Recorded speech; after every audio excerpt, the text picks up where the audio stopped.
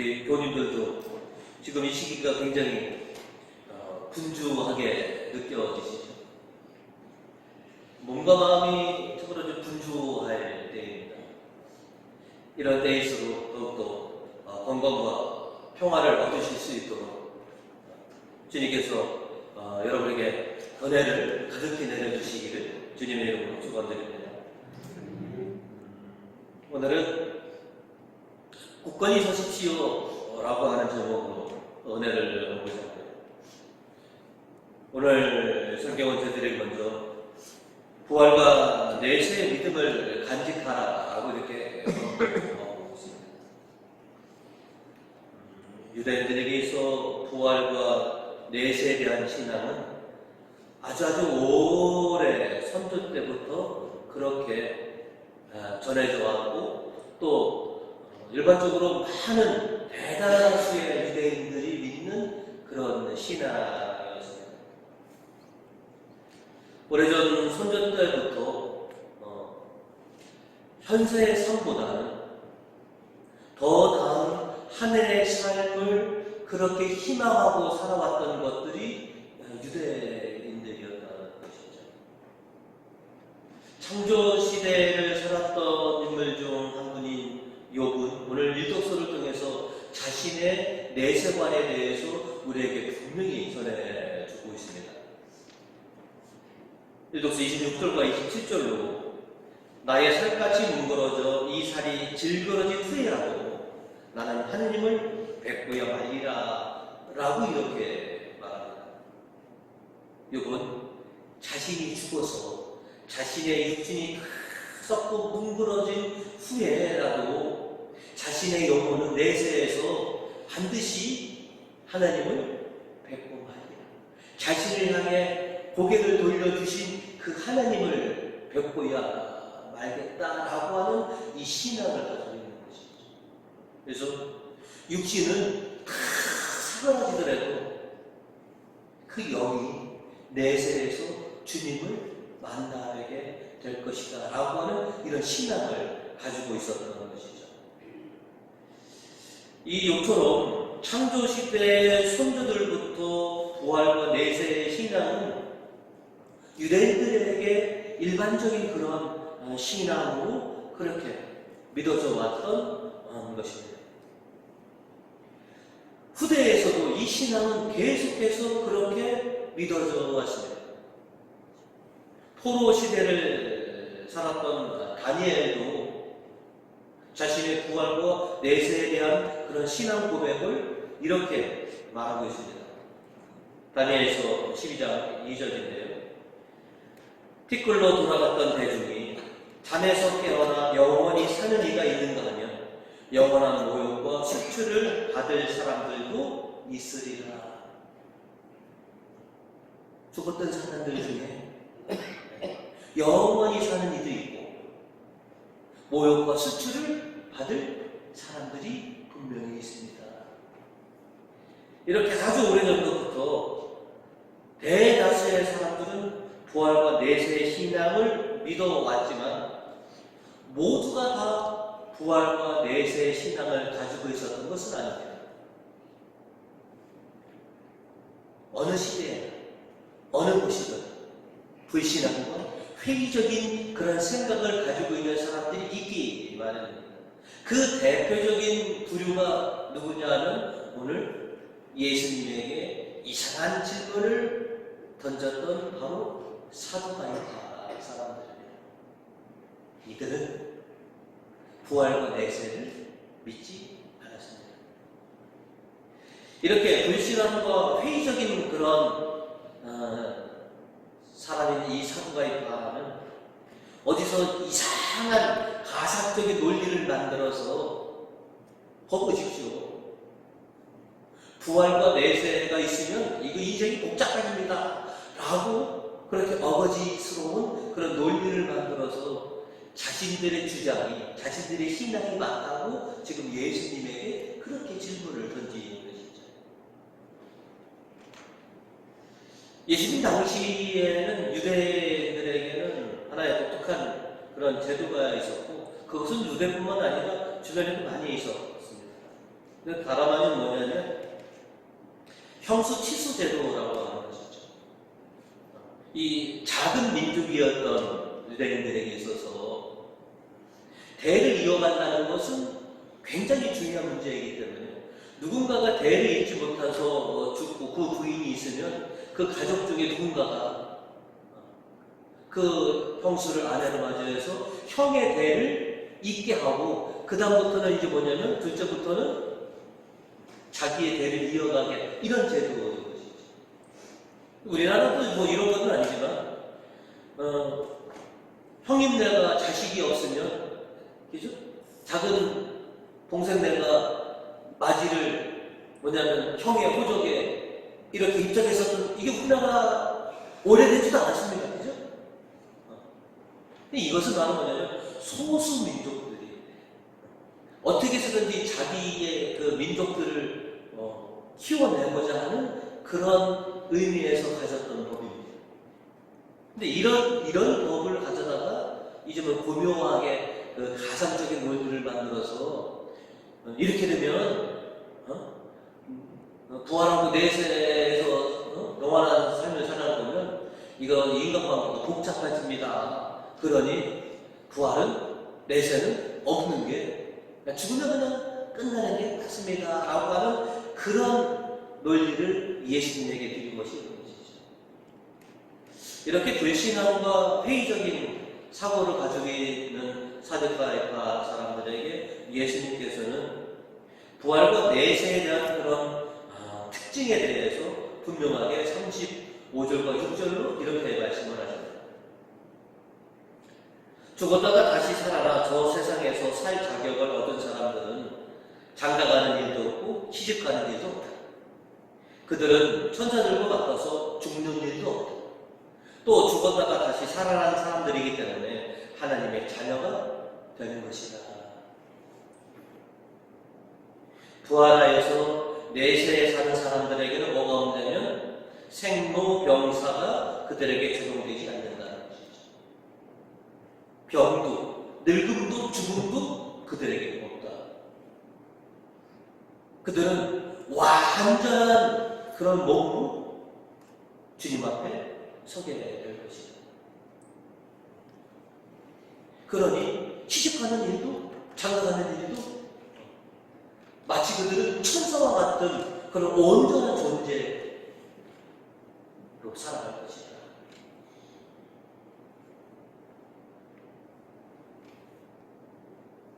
얼마나 감사한 말씀인지 모르겠습니다. 생로병사가 없다?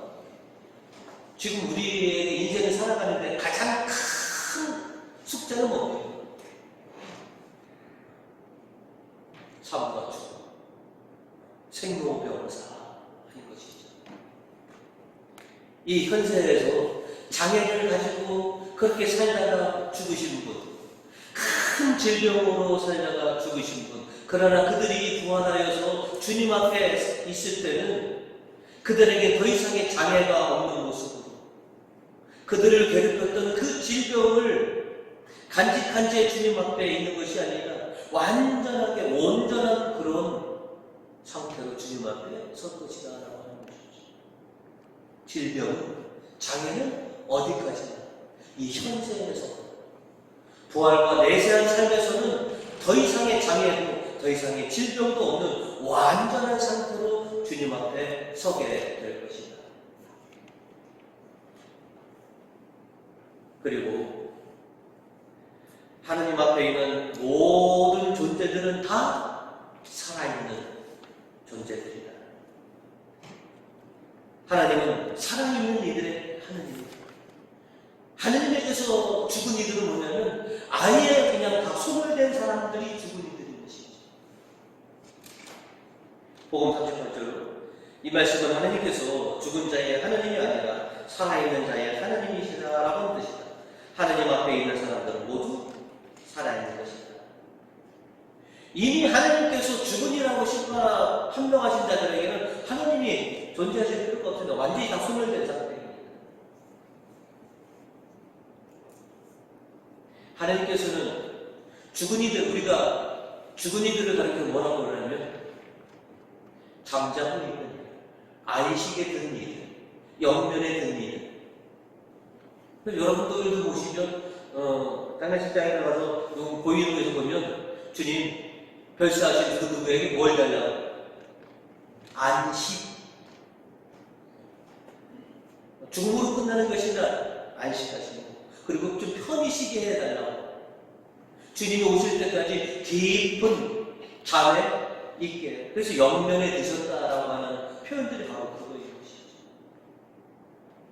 우리는 돌아가신 분, 죽으신 분이라고 하지만 하나님은 다 살아있는 사람, 지금 깊은 잠에 있는 사람, 지금 안식을 취하고 있는 이들, 그들에게는 당신이 필요하다는 것이죠. 예수님께서 공생애 중에 죽었던 라자로를 다시 살려내셨고, 야로의 딸도 그렇게 살려내셨고, 또 당신께서 십자가에 그렇게 운명하시고 당신께서 부활하시고 당신의 말씀을 믿고 당신의 뜻을 받아들이는 모든 이들이 부활하여서 내세의 삶을 살아가게 될 것이라고 하는 것을 우리들에게 증명해 주신 것이죠. 예수님을 믿고 예수님을 섬기는 이들은 죽음의 세계에서 벗어나 다시 부활하여서 주님과 더불어 하나님 소수에 함께 머무르게 될 것이다 라고 하는 것을 분명히 믿어야 한다는 것이죠. 이 신앙을 굳건히 가지고 있어야 된다는 것이죠. 그래서 예수님께서는 요한복음 11장 25절과 26절로 우리에게 이렇게 말씀하십니다.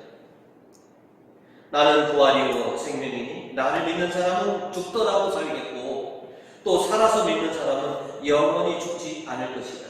너는 이것을 믿느냐? 믿어라? 하는 것이지. 죽더라도 내가 다시 살 것이다. 이것을 믿어라. 이것이 너희가 간직해야 할 신앙이다. 하는 것이지. 그래서 주님을 믿고 주님을 따르는 신자들은 부활과 내세에 관한 이 신앙이 확고하게 있어야 하는 것이죠. 사도들은 초대교회 신자들에게 예수님을 통해서 전해준 이 부활과 내세의 신앙을 굳건히 가져야 합니다라고 그들은 끊임없이 증거해 주셨습니다. 사도행전 24장 15절로 보시면 그리고 저를 고소하는 이 사람들과 마찬가지로 저도 하느님을 믿으며 올바른 사람이나 악한 사람이나 다 같이 부활이라는 희망을 가지고 있습니다. 부활이라고 하는 이 희망을 가지고 살아가는 것입니다. 지금껏 수많은 믿음의 신조들이 부활과 내세의 신앙을 굳건히 믿고 그렇게 살아오셨고 그들의 그 믿었던 그 믿음을 그 신앙을 우리에게도 너희들도 부활과 내세의 신앙을 간직해야 한다라고 이렇게 전해주는 것이죠.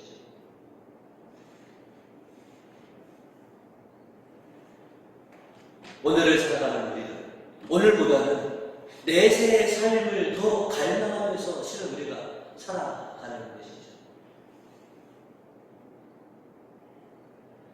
주님께서 우리에게 주셨던 죽음으로 끝나는 것이 아니라 부활하여서 내세의 삶을 살아갈 것이다 라고 하는 이 주님의 말씀을 우리가 믿고서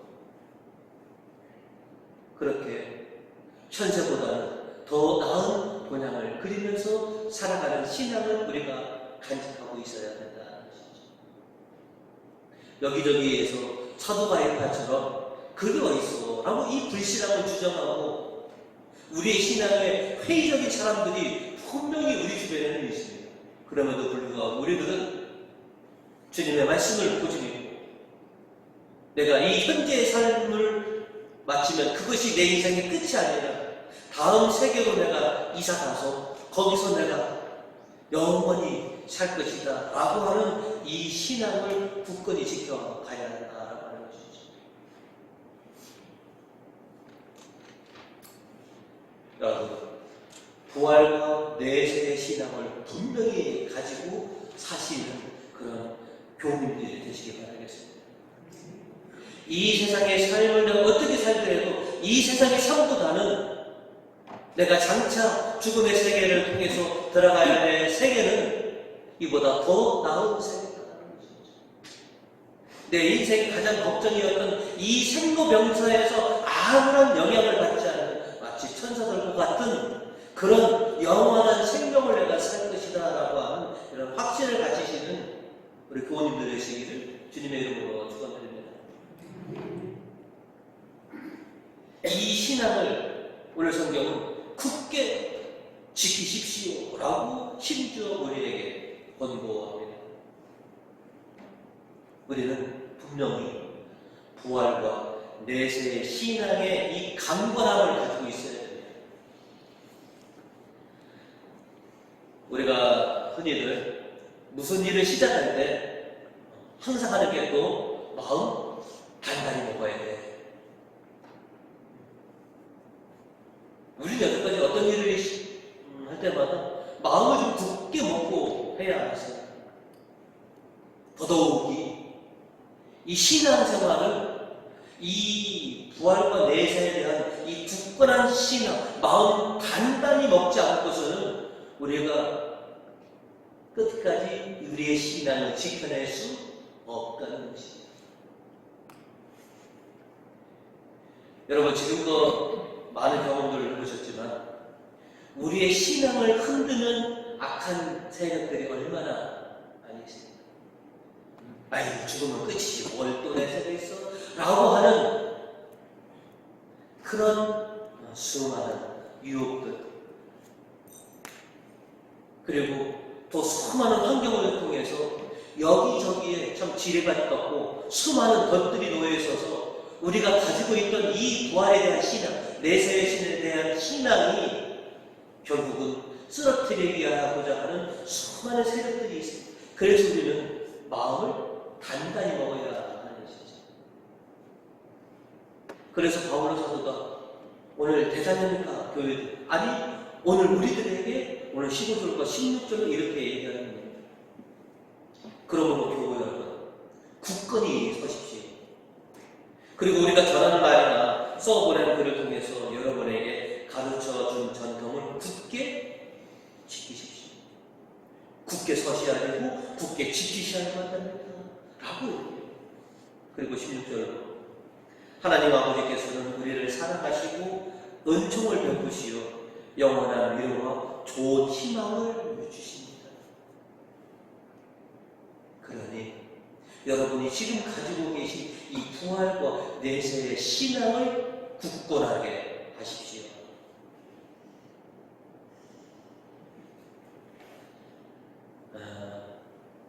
자녀들을 이렇게 키우시다 보면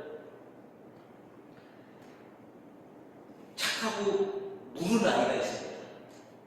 그리고 야물딱지고 단단한 아이가 있습니다. 그럼 여러분은 어떤 자식을 더 걱정합니까? 아이고 저놈은 착하고 물러터져서 저걸 어떻게 해야 이 험한 세상을 저렇게 물러터져가 어떻게 살아가야 돼? 라고 근심이 하는 거예요. 그런데 야물딱지고 단단한 놈은 아유 저건 상관없어. 저건 어딜 가든지 잘 살아요. 야물딱지고 참 딱딱해. 주님이 우리에게 요구하시는 것이 좀 야물지고 좀 단단하게 우리가 살아가야 된다라고 하는 것이죠. 초대교회에 지금껏 수많은 성인들, 수많은 순교자들이 배출되었습니다. 제가 갖고 있는 성인 사전을 이렇게 보면 대략 이름만 기억되는 분들이 한 35,000명 정도? 이 이름을 알 수 있는 근데 이름을 알 수 없는 성인들과 순교자들은 그의 것이죠. 그만한 많은 순교자들이 어떻게 순교자가 됐을까? 신앙을 핍박하는 데 있어서 제일 먼저 위협하는 것이 뭡니까? 너 그러면 확 이 목숨을 가지고 위협을 하는 것이죠. 그럼에도 순교자들은 그 위협, 목숨에 대한 위협 속에서 뭐냐면 기꺼이 주님을 위해서 피를 흘리셨습니다. 어떻게 그렇게 할 수 있었을까? 그것은 모든 성인과 순교자들이 부활과 내세에 관한 확고한 신앙이 있었기 때문에 그렇습니다. 내 삶은 이 죽음으로 끝나는 것이 아니라 내가 그렇게 소망하는 주님 곁으로 내가 갈 수 있다. 기꺼이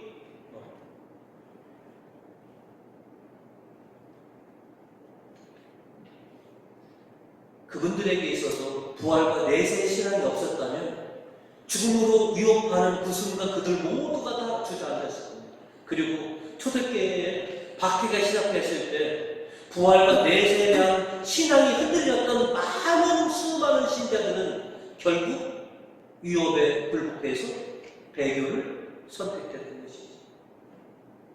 왜? 부활과 내세에 대한 확고한 신앙이 없었기 때문에 그렇습니다.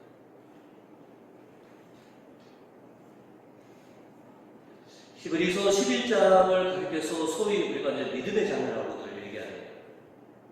11장 1절에 이렇게 기록되어 있습니다. 믿음은 우리가 바라는 것을 보증해주고 볼 수 없는 것을 확증해줍니다. 부활과 내세, 우리가 지금 볼 수 없지만 그 믿음이 부활과 내세에 대해서 확증해 줄 것이다. 그리고 11장 10절로 보시면 그러면서 그는 하나님께서 설계자가 되시고 건축가가 되셔서 튼튼한 기초 위에 세워주실 도시를 바라보며 살았다는 것입니다. 믿음의 사람들은 하나님께서 지어주신 그런 도시, 즉 하늘의 도성을 바라보며 살았다는 것입니다. 그리고 16절로 그러나 실제로 그들이 갈망한 곳은 하늘에 있는 더 나은 고향이었습니다. 이 현재의 삶보다는 하늘의 고향을 주님이 아버지가 되신 그 고향을 그리면서 그렇게 그 힘든 시절을 그렇게 다 이겨내셨던 분들이라고 하는 것이죠. 주님은 그런 신앙을 우리가 계속해서 지켜나가기를 원하고 있습니다. 신앙의 선조들은 우리가 당신들처럼 부활과 내세에 대한 굳건한 신앙을 가지고 그렇게 살아가기를 지금도 응원해 주고 있습니다. 오늘 시편 4절은 이렇게 얘기합니다. 남들이야 무엇을 하든지 이 몸은 당신의 말씀을 따라 그 험한 길을 꾸준히 걸었습니다. 가르쳐 주신 길을 벗어난 적이 없습니다. 굳건한 믿음을 가지고 주님께서 지어주신 그 십자가를 지면서 꿋꿋하게 내가 걸어왔습니다. 수많은 사도들과 신앙의 선조들이 우리에게 보여줬던 그 신앙의 길을 내가 지금 묵묵하게 지금 걷고 있습니다. 아직도 수없이 많은 악한 세력들이 우리를 유혹하고 우리가 함정에 빠져 자빠지도록 그렇게 여기저기 덫을 놓고 기다리고 있지만 지금껏 잘 버텨왔고 앞으로도 부활과 내세의 이 신앙을 가지고 끝까지 가보자 합니다. 라고 하는 것이죠.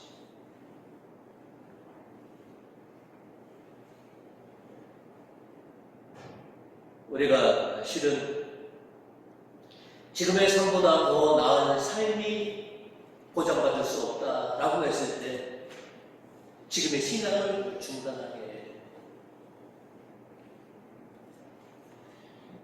그러나 지금 내가 여태까지 살아왔던 이 현재의 삶도 하나님의 은혜 가운데서 살아온 은혜롭고 기쁜 삶이지만 장차 내가 살아가야 할 내세의 삶은 이것은 비교할 수 없는 삶이다 라고 하는 그런 믿음과 희망이 있다면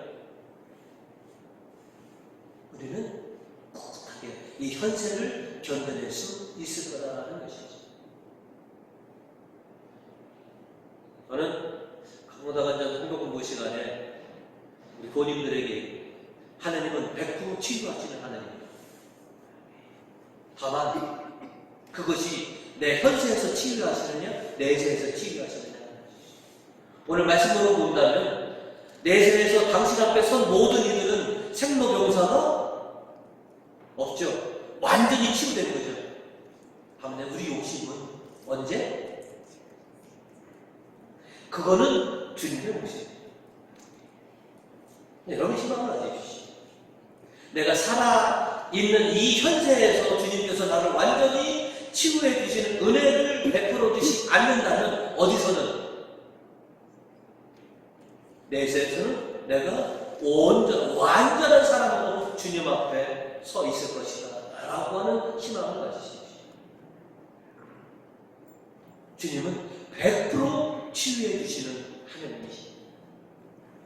내 내세의 삶이 어떨 것이냐 라고 하는 것. 이렇게 환경에 흔들리고 이렇게 세상에 흔들려서 나약해지고 연약해진 내가 아닌 정말로 하나님께서 나를 지으신 온전한 완전한 육신을 가지고 내가 주님 앞에서 하늘나라에서 살아갈 것이다 라고 하는 이런 분명한 신앙을 굳건히 지켜 가시기 바라겠습니다. 어떤 시련과 어려움들이 우리 앞에 놓여 있을지 모릅니다. 그러나 그것을 이겨낼 힘도 주님께서 주실 것입니다. 여러분, 주님께 주님 저희가 확고한 믿음을 좀 도와해 주십시오 라고 기도해 주십시오. 오늘 이독서 17절은 끝으로 우리에게 이렇게 얘기합니다. 여러분의 마음을 격려하시고 여러분에게 힘을 주셔서 온갖 좋은 일을 하고 좋은 말을 할 수 있게 해주시기를 빕니다. 이 모든 것들은 하나님께서 해주시는 거라는 것이죠. 그래서 확고부도한 부활과 내세에 대한 이 신앙으로 이 힘든 현세들을 잘 이겨내셔서 본향에서 기쁜 모습으로 다시 재회하시는 저와 여러분이 되시기를 주님의 이름으로 축원드립니다.